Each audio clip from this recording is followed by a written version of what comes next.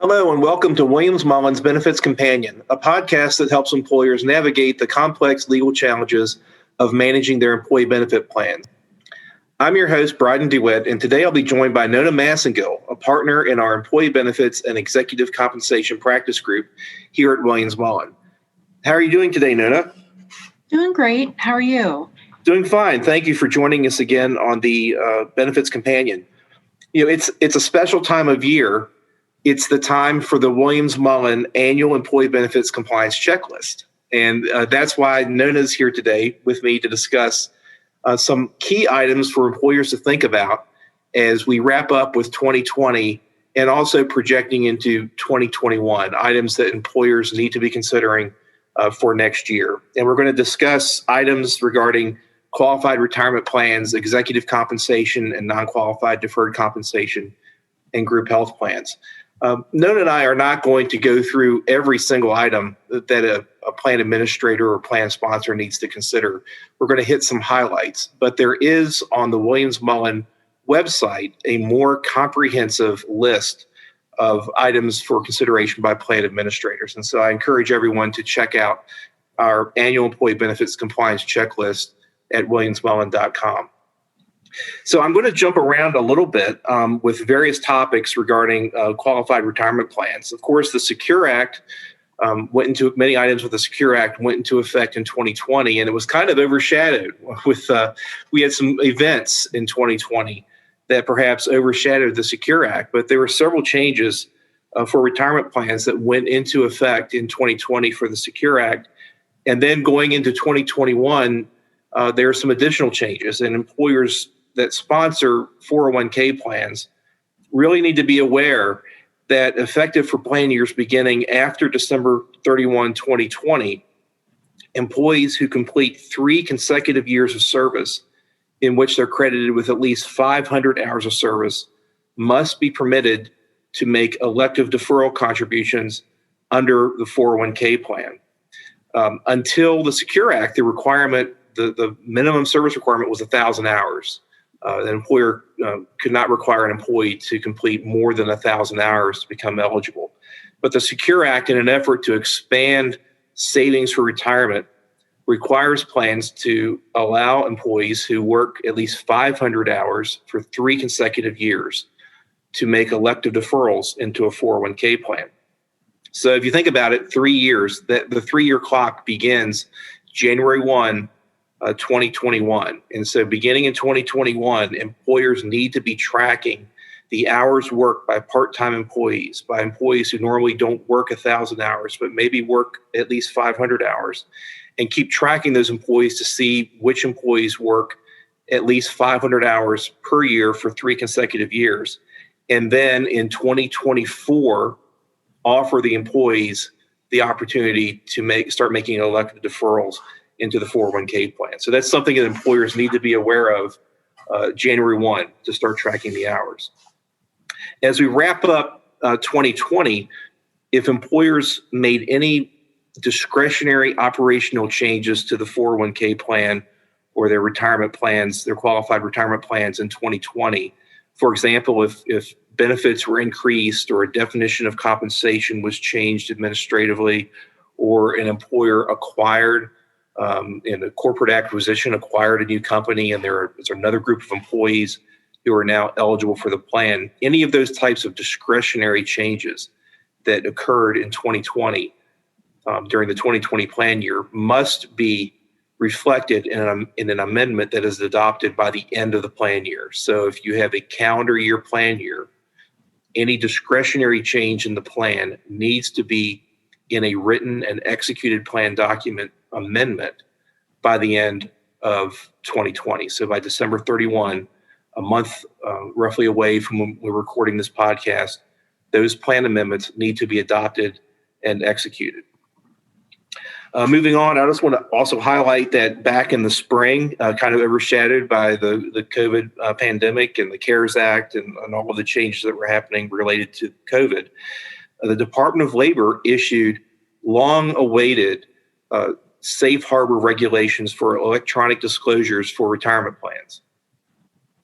These new electronic disclosure regulations bring forward the safe harbors that we had for a long time that were pretty much out of date for retirement plans. So now under these regulations, an employer can post required disclosures under ERISA for a retirement plan on a website and then provide a notice to participants that the disclosures are available on the website. And there are various requirements about the content and the manner of disclosing the notice and the requirements for the website. But it really makes it easier and less expensive for employers to make retirement plan disclosures under this new safe harbor.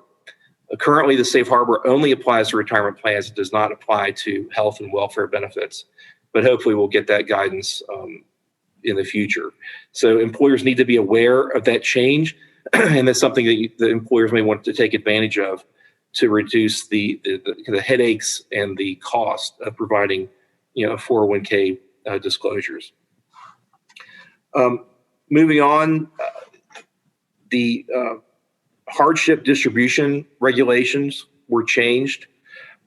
Now there is no longer a requirement for a 6-month suspension after a participant receives a hardship distribution. Participants are no longer required to take out plan loans before receiving a hardship distribution. And now hardship distributions may be made from QNEX, qualified non-elected contributions, and qualified matching contributions. If employers have hardship distribution provisions in their plan document, these changes need to be adopted in a plan amendment by December 31, 2021. So next year, plan sponsors need to make sure that they amend the plan document by the end of next year to reflect the changes in hardship distributions. And with that, I'd like to turn it over to Nona, who is going to discuss some executive compensation and non-qualified deferred compensation considerations for employers. Thank you, Brydon. I'm going to talk about two things that are specific to 2020 and then discuss a few year-end considerations that are annual requirements but can be overlooked or just simply a little bit less prominent. So one change for 2020 is the method of reporting compensation for non-employee service providers. Very, common in this group is outside director compensation. Also, of course, other types of independent contractors. And so the change is that for 2020, so reporting in early 2021, this compensation will appear on a Form 1099 NEC rather than Form 1099 miscellaneous. I think this is something that may have been the reporting method many years ago, but it is brought forward, and that's going to be the case for 2020 compensation and future years. Another thing that's specific to this year is the intersection, if you can believe this, of IRC Section 162M, which is relevant to publicly traded corporations and executive comp, and Code Section 409A. So what is pertinent for the end of this year is that for any employer that has in their non-qualified deferred comp plans and sometimes in their stock plans provisions that mandatorily defer payment of awards under the plan until the first year that the amount is deductible under 162M, have until the end of this year to take that language out. Now, why would you want to take that language out? The reason why is because a couple years ago, when changes were made to 162M, the effect of that tax law change was to push much further out the first year in which an amount wouldn't be restricted by those limits. Essentially, the upshot is leaving a mandatory deferral provision in the plan could cause, just an upset of expectations where individual officer or the company expects an amount to be payable per that plan provision, say in the first year after separation from service, that will not be the case unless this language is removed. And employers have until the end of this year to remove it and still be able to maintain compliance with 409A. Won't go into the detail of why that could be a concern, but basically, if you have mandatory language in a plan covering executives that delays compensation until it is deductible under 162M, you have until the end of the year to remove it. And that is probably a choice that would be more consistent with expectations of the parties. So that was quite an armful. I want to talk about just a few other things, and I'll hand it back to Brydon. For certain types of stock-based compensation, including incentive stock options and employee stock purchase plans, there are reporting requirements that follow generally the same timing as a W-2 type reporting obligation. And most common in those topics is for any employee who has exercised an ISO, an incentive stock option during 2020, there will be an employer reporting obligation, and that's on a form 3921. Some other year-end considerations are elective deferrals. Those elections need to be made for 2021 comp no later than the end of this year. Most people have those processes in place, but it's just a reminder. And I guess one other thing that is important to think about is FICA taxation of deferred compensation. Anything that vests free and clear, even if it's not paid in 2020, can generally be taken into account, and in most cases should be taken into account for FICA tax withholding and reporting this year.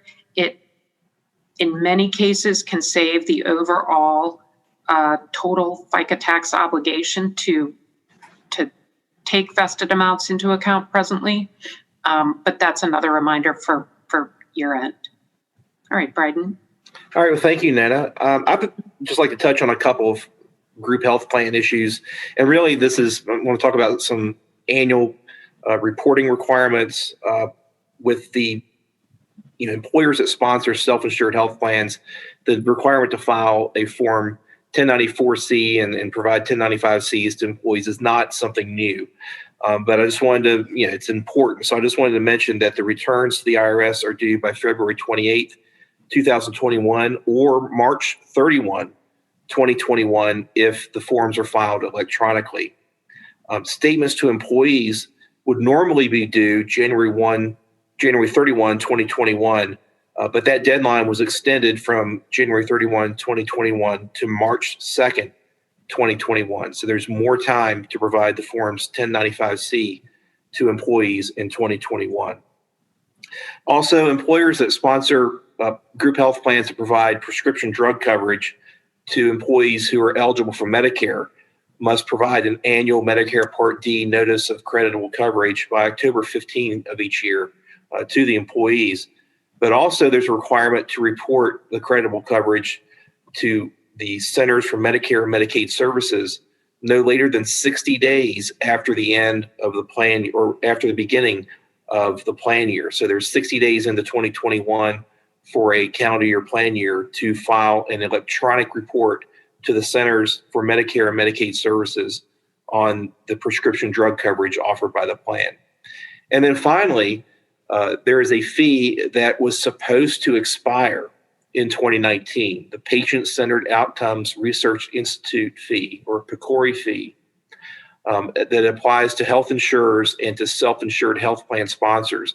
That fee was supposed to expire in 2019, but the Consolidated Appropriations Act of 2020 extended the PCORI fee for another 10 years. So we're back to having to pay the PCORI fee, and the PCORI fee is due by July 31 of each year and is sent with IRS Form 720. And so Nona and I just touched on a few items that plan sponsors and administrators need to consider as the end of the year approaches and looking into 2021. And again, a full, more comprehensive list is provided at williamsmullen.com. So that'll wrap up our discussion. Thank you, Nona, for joining us on the Benefits Companion. If you have any questions or suggestions for future episodes, please contact me. You can also visit our employee benefits page at williamsmullen.com/employee benefits. There you can find out more about our team, as well as past episodes of this podcast and legal alerts. Be sure to subscribe to this podcast to be notified when our next episode posts. Thanks for listening.